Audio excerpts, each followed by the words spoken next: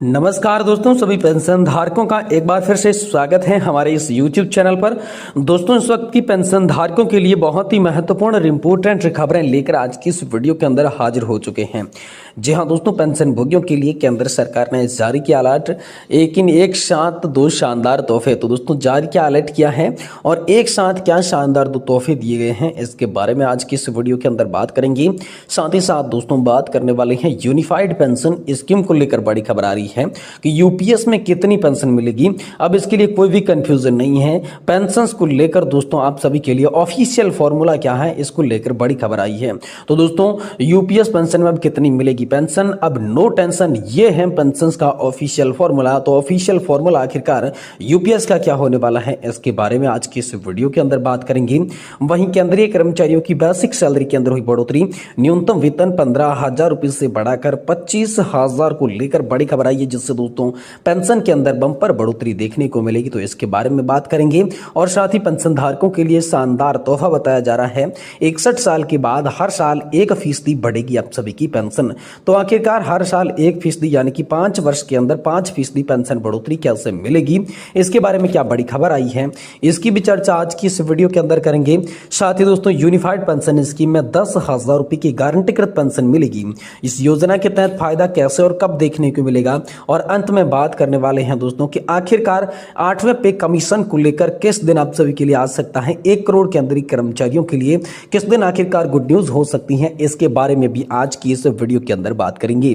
इसलिए हम सभी पेंशन धारकों से निवेदन करते हैं कि दोस्तों आज की इस वीडियो को आप लास्ट तक देखिएगा। साथ ही अगर हमारे चैनल पर नए हैं तो चैनल को भी सब्सक्राइब जरूर कर दीजिएगा।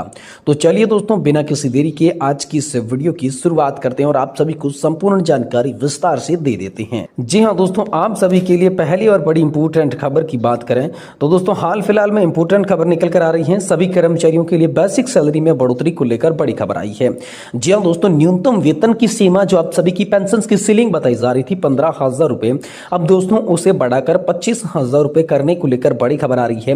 क्योंकि जिसकी भी यहाँ पर सैलरी 15,000 रुपए से लगाकर 25-30,000 रुपए थी, तो उन्हें बेहद कम पेंशन मिल रही थी। इसी को देखते हुए 2022 के नवंबर के बाद से ही दोस्तों आप सभी के लिए जो 15,000 रुपए की वैज लिमिट हटी थी, लेकिन पेंशन अभी भी उसी हिसाब से मिल रही थी। तो इसको लेकर आप सभी के लिए नया आदेश आने वाला है कि अब दोस्तों 15,000 रुपए की जगह 25,000 रुपए की सैलरी लिमिट होगी, जिससे हम सभी के पेंशन का कंट्रीब्यूशन बढ़ेगा और इसी के साथ आप सभी को यहाँ पर मिलने वाली पेंशन का भी अधिक फायदा होगा, यानी कि आपकी पेंशन बढ़ोतरी दोस्तों होने वाली है। क्योंकि सैलरी लिमिट बढ़ने से पेंशन के अंदर काफी ज्यादा इजाफा आप सभी के लिए होने की बात सामने आ रही है। तो ये बड़ी खुशखबरी हाल फिलहाल में आप सभी के लिए निकल कर सामने आई है। साथ ही साथ दोस्तों, बात करें तो पेंशन भोगियों के लिए केंद्र सरकार ने बहुत ही बड़ा अलर्ट जारी किया है। एक साथ में 2 शानदार तोहफे आप सभी को दिए गए हैं।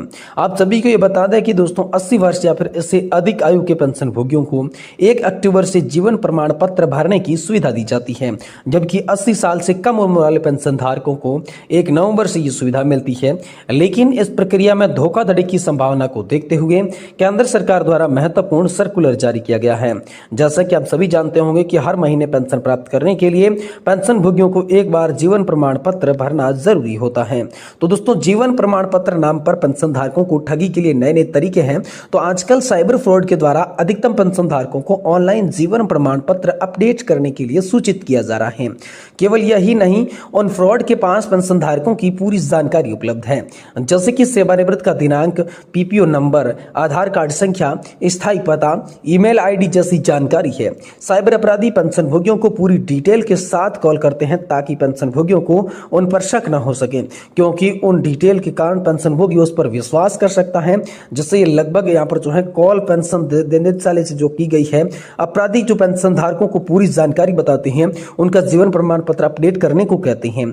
अगर पेंशन धारक गलती से भी उस अपराधी को फोन पर आए हुए ओटीपी बता देते हैं, तो उसकी वजह से उन अपराधियों के पेंशन धारकों को अकाउंट का एक्सेस मिल जाता है, जिसकी मदद से पेंशन धारकों के लिए अकाउंट का सारा पैसा किसी दूसरे अकाउंट में ट्रांसफर कर देते हैं। इसलिए सभी पेंशन धारकों को हमेशा सतर्क रहना चाहिए। यहाँ पर जो है अपना लाइफ सर्टिफिकेट अपडेट कराने के लिए आप सभी के लिए फर्जियों से सावधान रहने की बात कही गई है। पेंशन धारकों के बैंक जाने में जो समर्थन है उनके लिए दोस्तों यहाँ पर कर्मचारियों को घर भेजा जाएगा और लाइफ सर्टिफिकेट जमा करवाया जाएगा।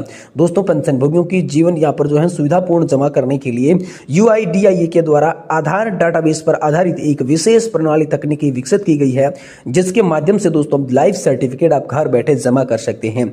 जी हाँ दोस्तों, फैथ ऑथेंटिकेशन तकनीक के माध्यम से जीवन प्रमाण पत्र भरने को यहाँ पर लगातार सरकार जोर दे रही है। वही दोस्तों, यूनिफाइड पेंशन स्कीम को लेकर बड़ी खबर आप सभी के लिए निकल कर आ रही है कि यूनिफाइड पेंशन स्कीम में कितनी मिलेगी पेंशन, अब नो कंफ्यूजन, ये है पेंशन का ऑफिशियल फॉर्मूला। तो दोस्तों, केंद्र सरकार ने सरकारी कर्मचारियों की बड़ा ऐलान करते हुए यूनिफाइड पेंशन स्कीम को मंजूरी दे दी है। केंद्रीय मंत्री अश्विनी वैष्णव ने दोस्तों इस शनिवार को जानकारी दी। इस योजना के तहत सरकारी कर्मचारियों को रिटायरमेंट के बाद निश्चित पेंशन मिलेगी। सरकार ने 2024 के अंदर 23 लाख केंद्रीय कर्मचारियों के लिए यूनिफाइड पेंशन स्कीम लागू करने का फैसला किया है, जो मौजूद एनपीएस के साथ ही लागू होगी। यूपीएस के तहत कर्मचारियों को 25 साल की नौकरी करने के बाद ही पूरी पेंशन मिलने वाली है।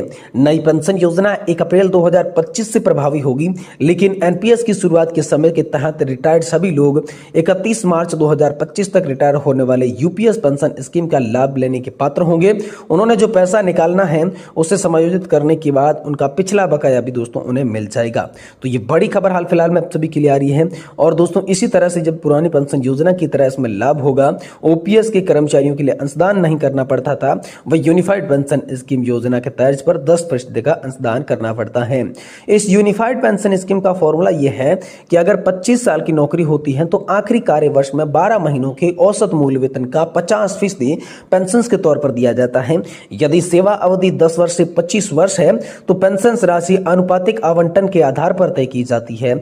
यूपीएस पेंशन सिस्टम में दोस्तों सुनिश्चित पेंशन परिवार को मिलेगी, सुनिश्चित न्यूनतम पेंशन मिलेगी, पेंशन राशि को महंगाई भत्ता दर जोड़कर दी जाएगी और सेवानिवृत्ति के समय ग्रेजुएटी के अलावा एक निश्चित राशि का भुगतान करने का भी प्रावधान दोस्तों इसके लिए है। और दोस्तों, यूपीएस के तहत कर्मचारियों के लिए बहुत ही फायदेमंद बताई जा रही है। सरकार का अनुमान है कि वर्तमान में 90% से ज्यादातर केंद्रीय कर्मचारियों के लिए यूपीएस एनपीएस से ज्यादा आर्थिक रूप से फायदेमंद होगा। एनपीएस 2004 से लागू है, तब से अब तक रिटायर्ड हुए सभी कर्मचारियों को यूनिफाइड पेंशन स्कीम के तहत पेंशन सुविधा लेने का विकल्प मिलेगा। अगर कर्मचारी ऐसा करता है तो अतिरिक्त राशि और उनका ब्याज केंद्र की ओर से दिया जाएगा। ये बड़ी खबर हाल फिलहाल में आप सभी के लिए निकलकर सामने आ रही है। वहीं दोस्तों, पेंशन धारकों के लिए शानदार तोहफा बताया जा रहा है। 61 साल की बाद दोस्तों 1% पेंशन बढ़ेगी, यानी कि आप सभी के लिए 61 साल की उम्र से 1% पेंशन के अंदर बढ़ोतरी किस तरीके से देखने मिलेगी, क्या बड़ी खबर है, चलिए बताते हैं। देखिए दोस्तों, पेंशन भोगियों के द्वारा काफी लंबे समय से की जा रही मांग को अब पूर्ण कर दिया गया है। सभी पेंशन धारकों के लिए खुशखबरी निकलकर सामने आ रही है कि उनकी पेंशन में बढ़ोतरी का रास्ता साफ हो चुका है। सरकार के द्वारा यह निर्णय लिया गया है कि कर्मचारी की आयु 61 वर्ष होने पर उसकी पेंशन में 1% की वृद्धि की जाएगी। यह बढ़ोतरी उनके बचे हुए जीवन के लिए लागू होगी। पेंशन भोगियों को मंच में प्रदेश कार्यकारी अध्यक्ष श्री सूरज प्रकाश टोंक ने दोस्तों प्रेस विज्ञप्ति के माध्यम से यह जानकारी दी। तो चलिए आपको बताते हैं कि पेंशन भोगियों की पेंशन बढ़ोतरी का फायदा कैसे मिलने वाला है। आप सभी की जानकारी के लिए बता दें कि दोस्तों आप सभी के लिए बहुत ही बड़ी बैठक हुई। इस बैठक में पेंशन भोगी संगठनों के साथ यहाँ पर सरकार के वित्त सचिव, चिकित्सा और स्वास्थ्य सेवा के निदेशक, पेंशन विभाग के निदेशक भी मौजूद रहे थे। इस बैठक में पेंशन भोगियों के लिए खुशखबरी दी गई। पेंशन भोगियों को सरकार द्वारा इस फैसले की सराहना की गई और भविष्य में सरकार का समर्थन करने का भी संकल्प दोस्तों लिया गया। वहीं दोस्तों, पेंशनर्स की इस बैठक में अन्य कई महत्वपूर्ण मुद्दे उठाए गए। आप सभी की जानकारी के लिए बता दें कि यहाँ पर जो है बैठक के अंतर्गत महत्वपूर्ण मुद्दों पर चर्चा की गई, जिसमें पेंशन कम्यूटेशन की अवधि 15 साल से घटाकर 12 वर्ष तक कर दी जाएगी है। वह दोस्तों नहीं, बल्कि आपको यह जानकर भी बहुत जरूरी है कि पेंशन विभाग निदेशालय ने इस बदलाव पर सहमति भी दे दी है, जिसकी वजह से पेंशन भोगियों को काफी सारे लाभ यहाँ पर होने वाले हैं। इसके साथ साथ विटामिन और कैल्शियम की दवाएं मुफ्त में उपलब्ध कराने की सोच पर विचार कर रहा है।